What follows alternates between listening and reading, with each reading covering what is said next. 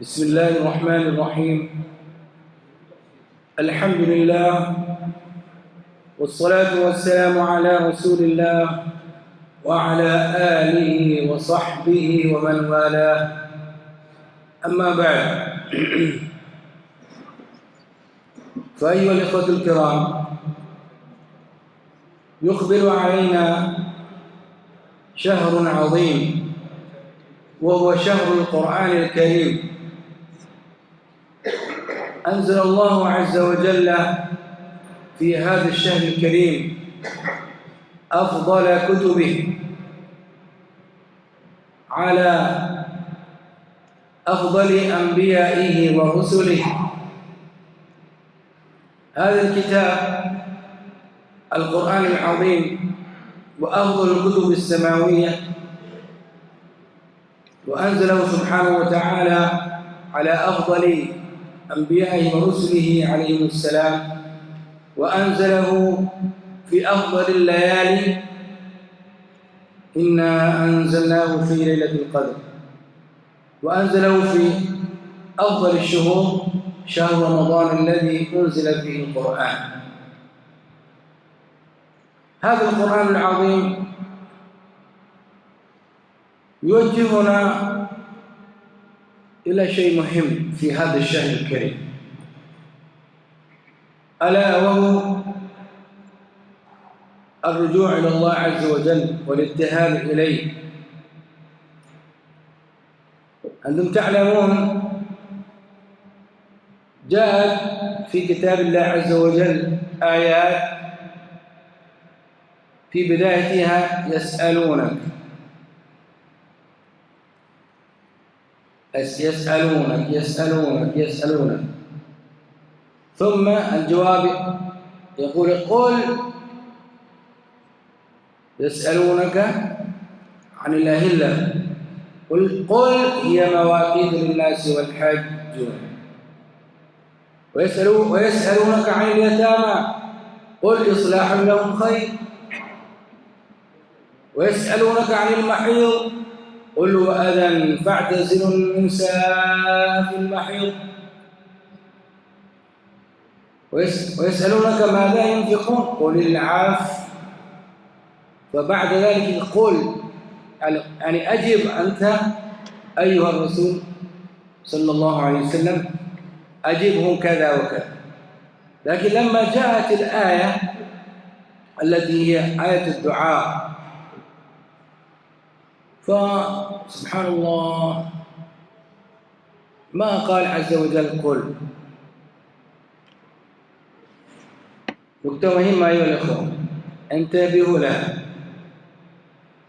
يقول الله عز وجل وإذا سألك عبادي عني فإني قريب.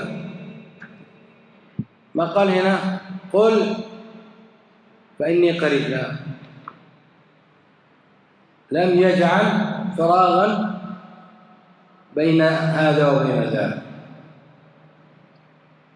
فالله سبحانه وتعالى مخبر على عباده، إذا سأله عبد من عباده حاجته فالله عز وجل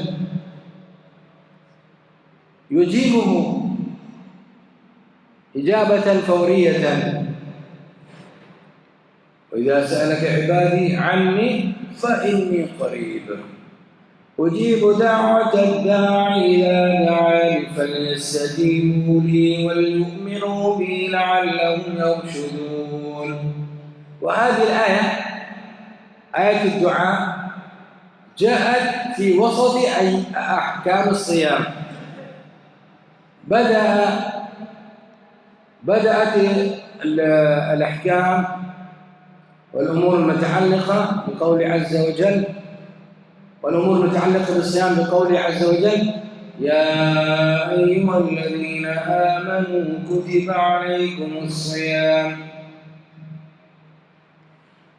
ثم في وسط الآيات جاءت آيات الدعاء. وإذا سألك عبادي عني فإني قريب أجيب دعوة الداعي إذا دعاني فليستجيبوا لي وليؤمنوا بي لعلهم يرشدون. بعد هذه الآية رجع الأسلوب إلى بيان الأحكام المتعلقة بالصيام. ماذا بعد هذه الآية؟ أحل لكم ليلة الصيام الرفث إلى نسائكم هن لباس لكم وأنتم لباس لهم، إلى آخر الآية. فجاءت هذه الآية بوسط أحكام الصيام. ماذا يعني هذا الأسلوب الرباني؟ لو نتدبر هذا الأسلوب الرباني لا نستنبط منه أننا في حاجة إلى الدعاء، أن نبتهل إلى الله، نتضرع إلى الله في هذا الشهر الكريم،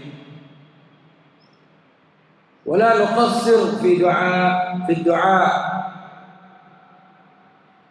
وينبغي الإكثار من الدعاء في هذا الشهر الكريم، لا سيما عند السحور وعند الإفطار.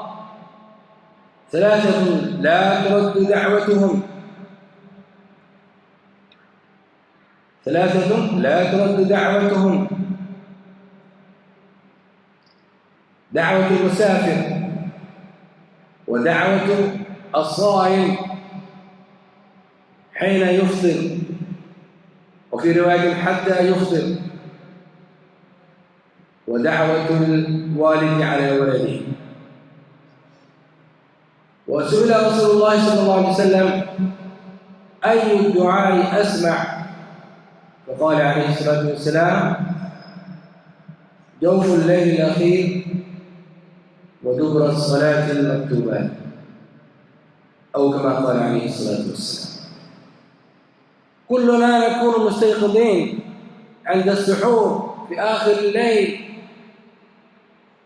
لماذا نقصر في الدعاء؟ لماذا لا نجعل وقتا يسيرا للدعاء؟ نعم، استيقظنا لنتسحر، بقوله عليه الصلاة والسلام: تسحروا فإن في السحور بركة. لكن ليس فقط السحور، بل ينبغي لنا أن نجعل بعض الوقت للدعاء، للتضرع إلى الله، نبتهل إلى الله، ندعو الله. وأقرب ما يكون العبد إلى الله وهو ساجد. فإذا ركع المؤمن ركعتين وأطال السجود ودعا الله عز وجل في سجوده حاجته، والله عز وجل كريم أن يرده، لا يرده، يطيل السجدة ويدعو. أما السجدة وحدها للدعاء لم تثبت. بعض الناس يسجد ويدعو ولا يركع ركعتين، هذا غير ثابت، لكن يركع ركعتين ويطول السجود ويدعو الله عز وجل ما شاء. وينبغي لنا أن نكثر من الدعاء في السحور وعند الإفطار، فإن هذه الأوقات أوقات الإجابة. أسأل الله عز وجل أن يوفقني وإياكم لما يحب ويرضى، وأن يجعل لنا هذا الشهر الكريم شهرا مباركا وهو مبارك، وأن يعتق رقابنا فيه من النار. أسأل الله عز وجل أن يفتح لنا في هذا الشهر الكريم أبواب كل خير، إنه ولي ذلك والقادر عليه. في هذا الشهر الكريم تفتح أبواب الجنة وتغلق أبواب النيران، وتصفد الشياطين، وهذا من بركات هذا الشهر. أسأل الله عز وجل أن يوفقنا فيه لما يحب الله. هذا وصلى الله وسلم وبارك على نبينا محمد وعلى آله وأصحابه أجمعين.